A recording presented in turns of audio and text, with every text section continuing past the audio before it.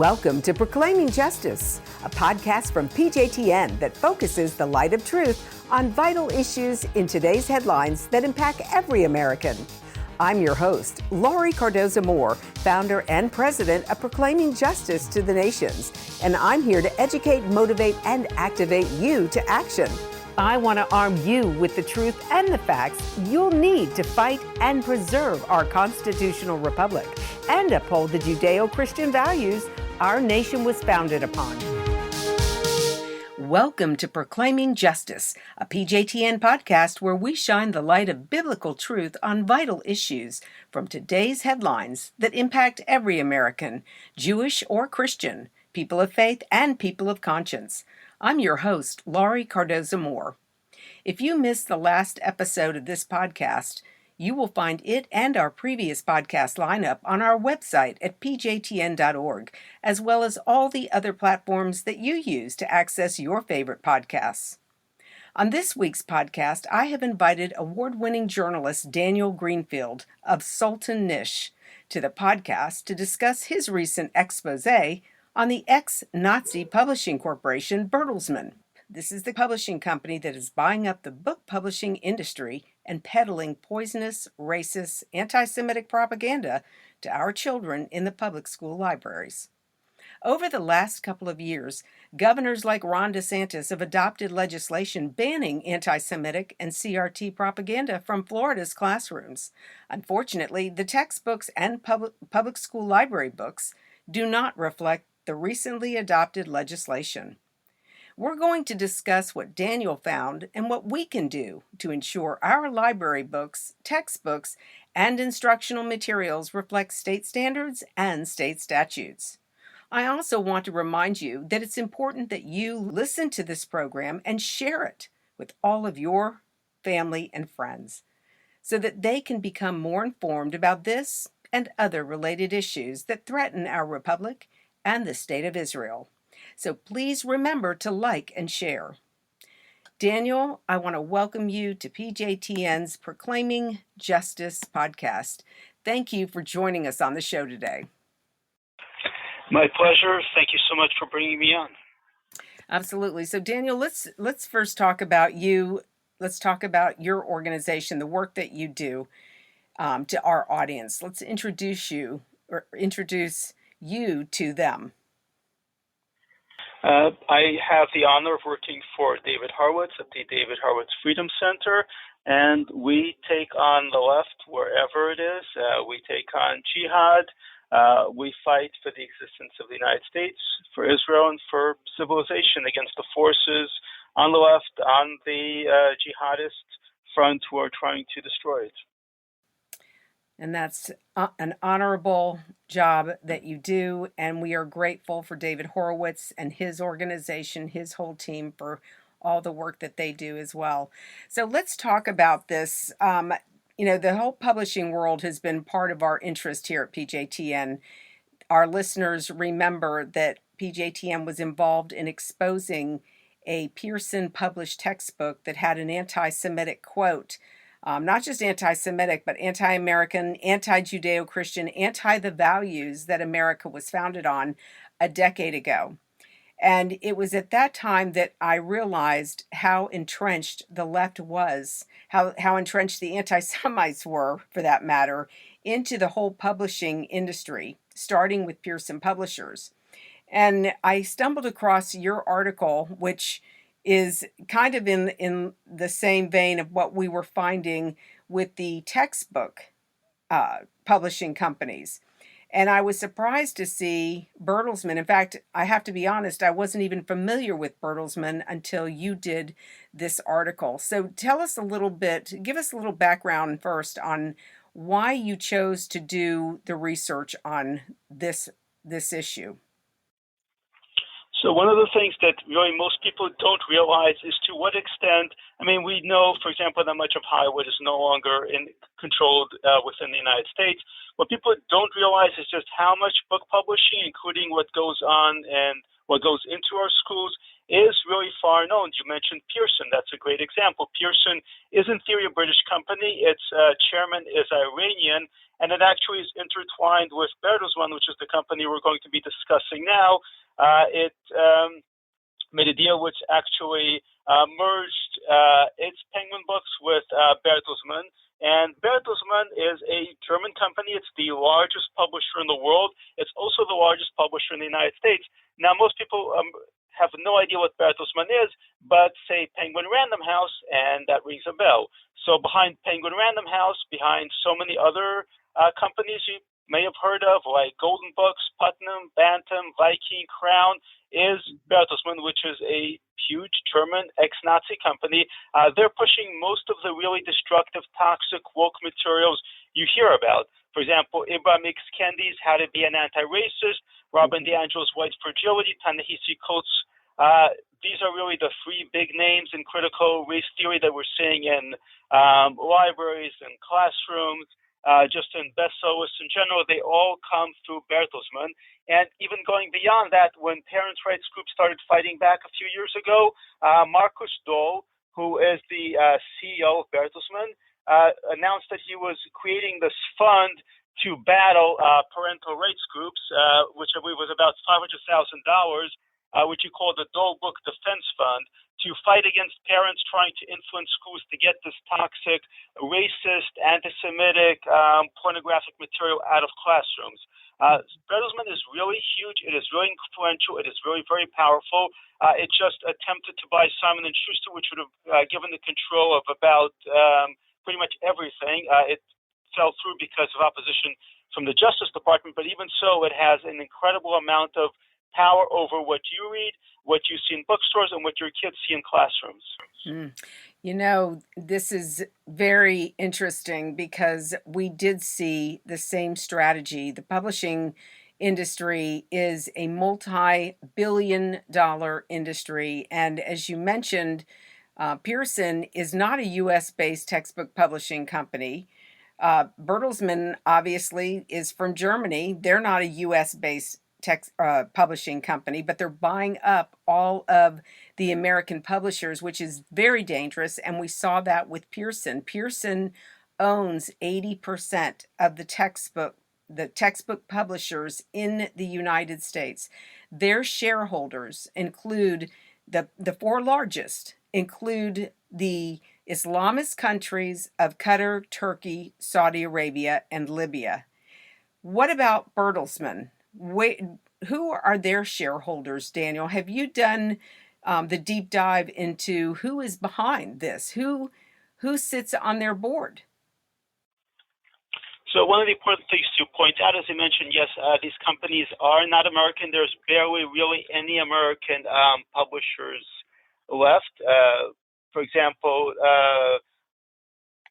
at this point, Bertelsmann, Legrand, which is French, and Holtzbrinck control the market. The only really big five publisher that remains is HarperCollins, which is owned by Hachette, which is also French, which provides a lot of destructive material.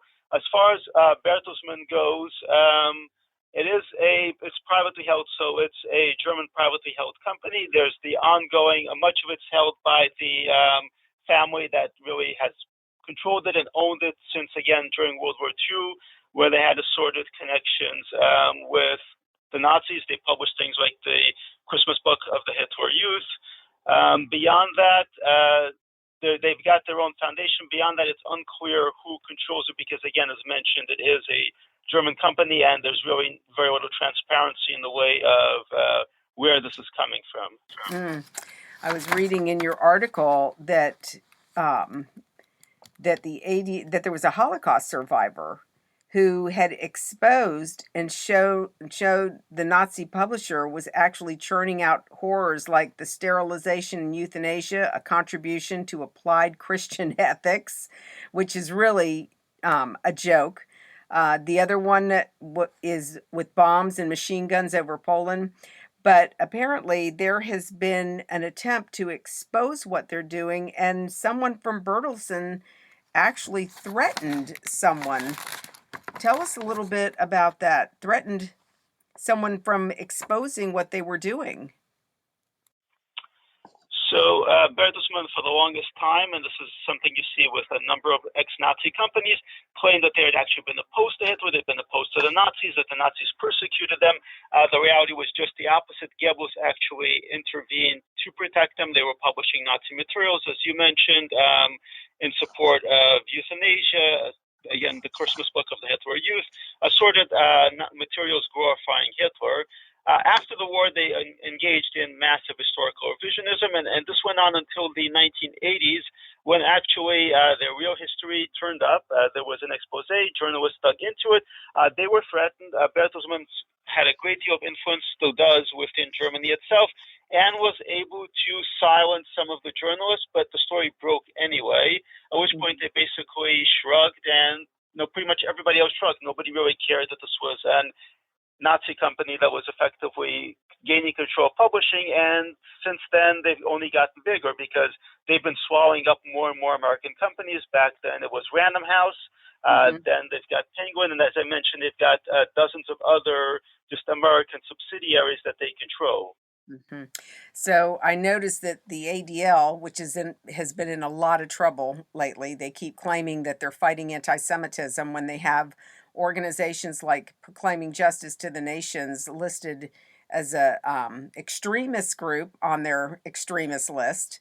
But ADL was about to honor Bertelsmann Foundation. What is it that ADL is missing once again, that they would want to honor a company like Bertelsmann who is pushing all of this woke agenda on America? Well, first of all, just to state the obvious, as you very well know, the ADL will be happy to honor anybody for the right price. They're happy to work with anti-Semites, and they do.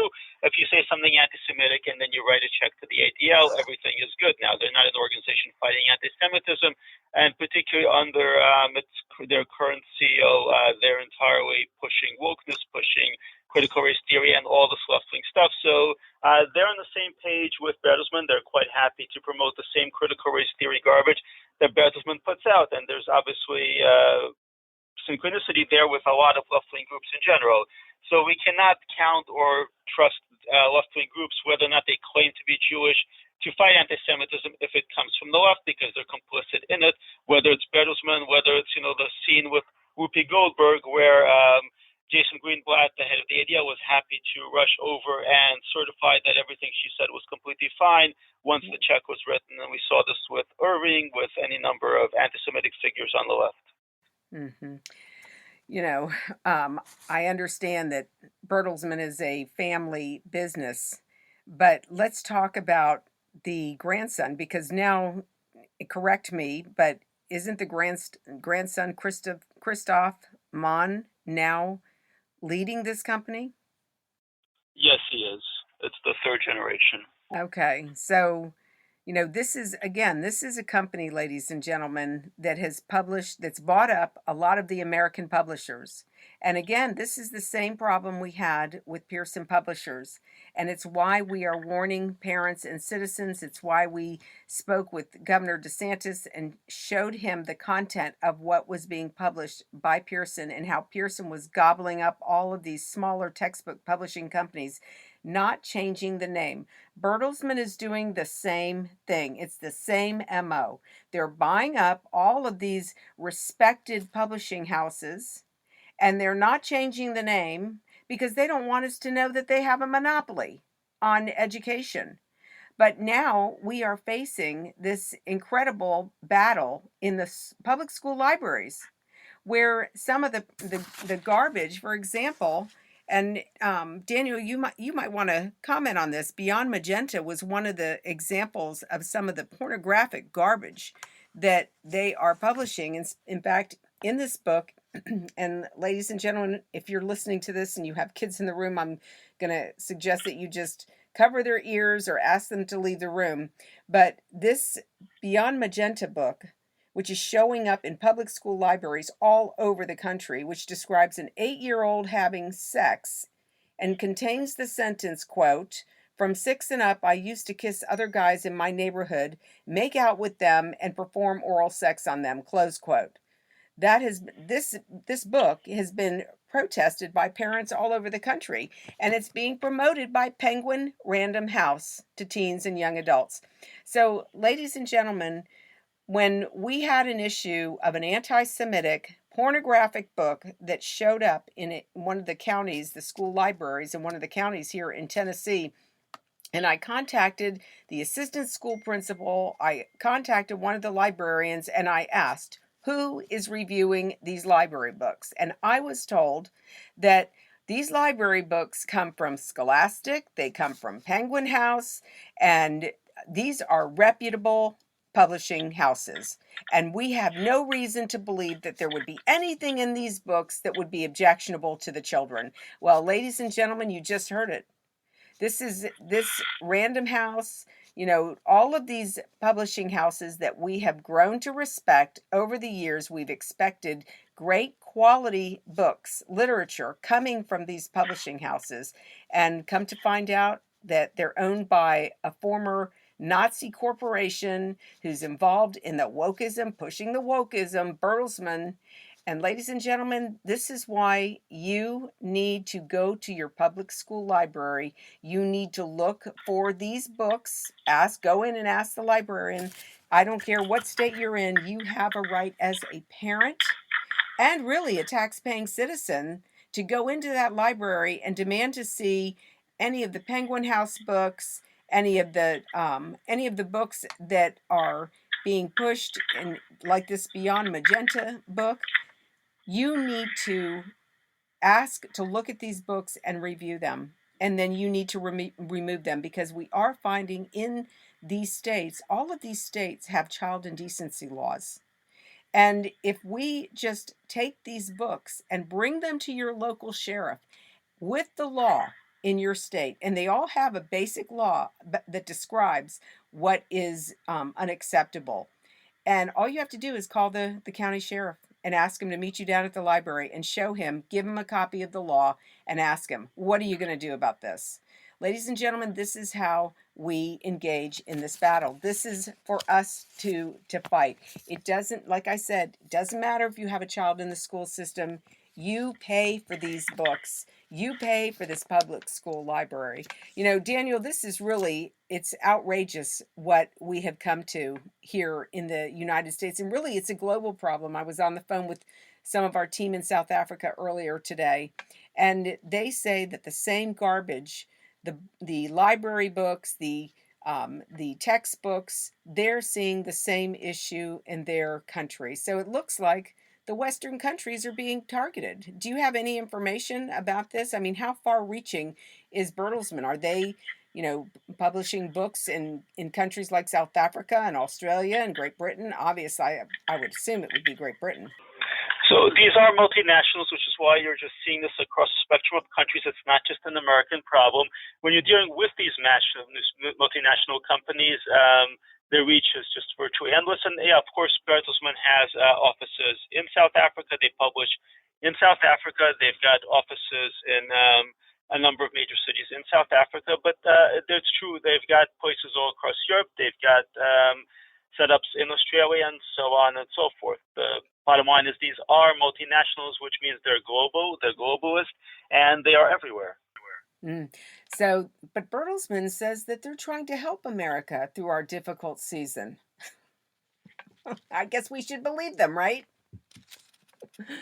Oh my gosh. Well, Daniel, is there anything else that you feel that you want to talk about to our audience, information you want to give them? This is really important information. And ladies and gentlemen, we bring people like Daniel to you with all the evidence that you need to understand that this battle is happening at a school right down the street from your home in your community.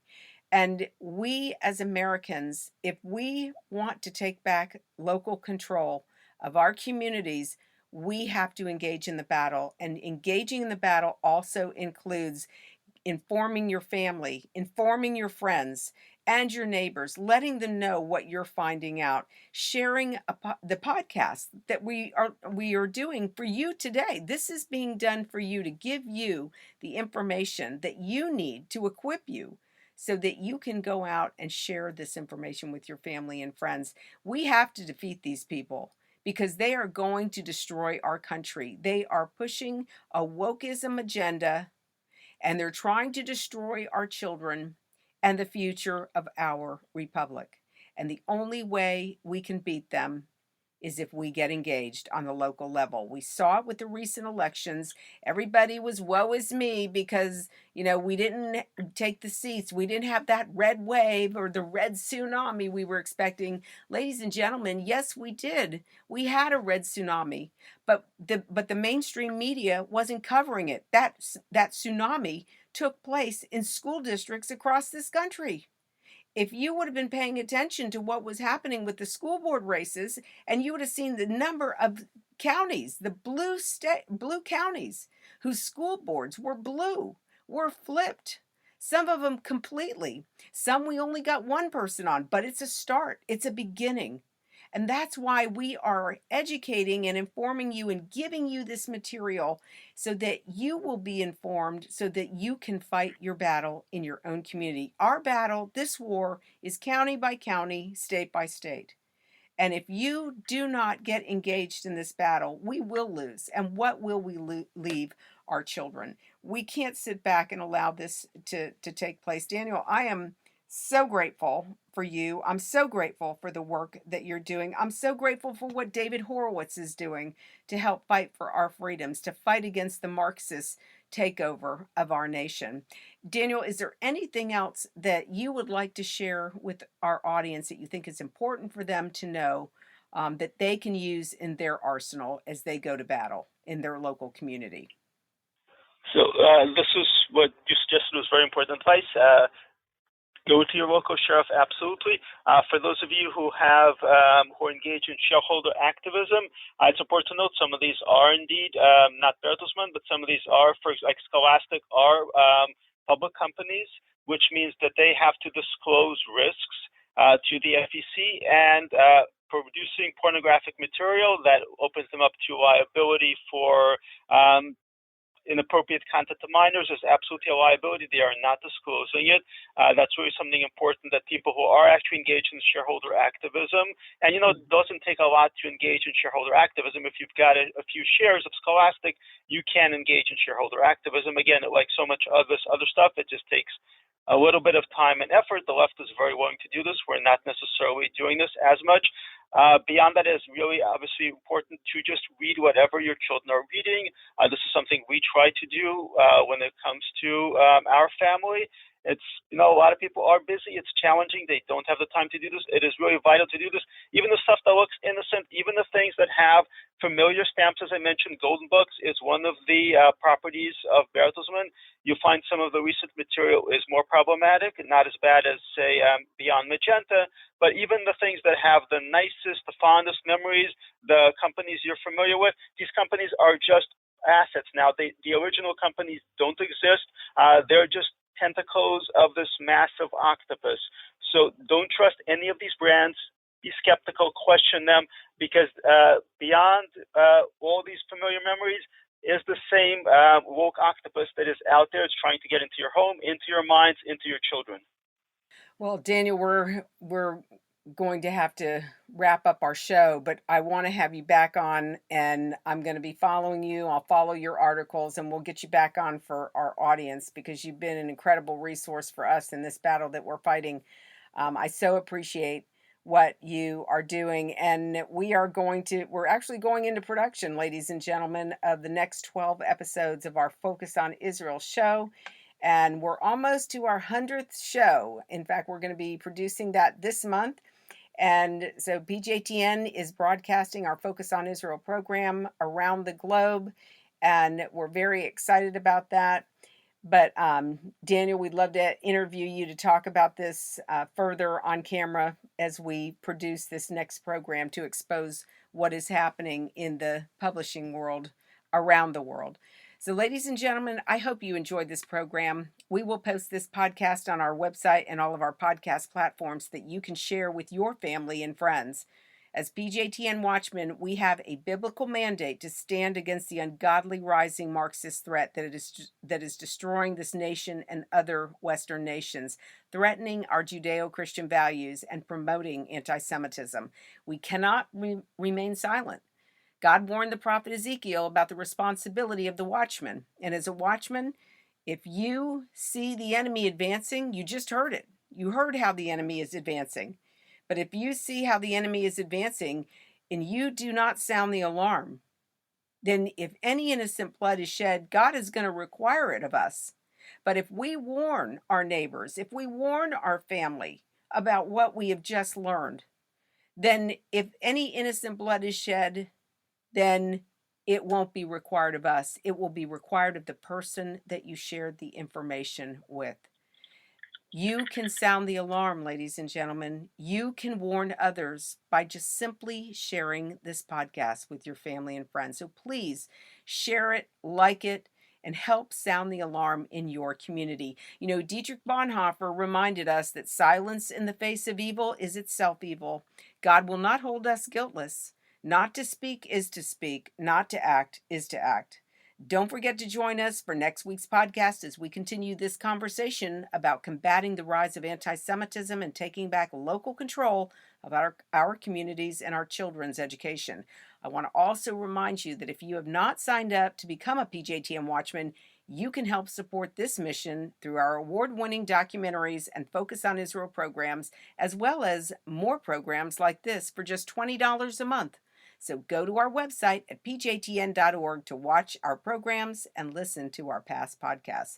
With your generous monthly donation, you can ensure that PJTN remains on the front lines and in the headlines, but we can't do it without your faithful prayers and financial support. I hope that you will prayerfully consider supporting our mission as we educate to activate Jews, Christians, and all people of conscience to stand on the front lines of this all-encompassing war. God bless you, and thank you for all you do on behalf of our Jewish brethren, the State of Israel, and these United States. Thank you again for joining me on this edition of Proclaiming Justice. Please share this podcast with your family and friends.